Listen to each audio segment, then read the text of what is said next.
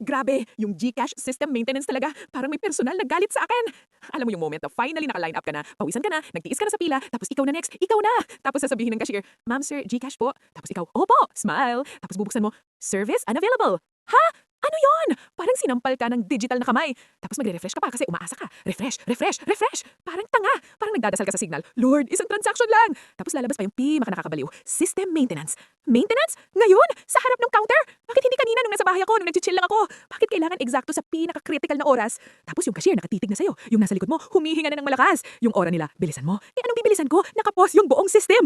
Tapos ikaw na ngayon yung nagpapanik. Oh, wait lang po, loading lang. Loading? Eh nakastop na nga sa unavailable. Kahit i-crying emoji mo pa yan, hindi yan maaawa. Tapos magtatanong pa yung cashier, may cash po kayo? Cash? Te, kung may cash ako, hindi ako mag-GCash. Tapos ang ending, lalabas ka na parang natalo sa boxing, bit-bit mo yung hiya, tapos pag-check mo pag-uwi mo, ayos na bigla. Ayos na! So gusto mo talaga ako ipapahiya sa public? No! GCash hindi ka app, isa kang test ng pasensya.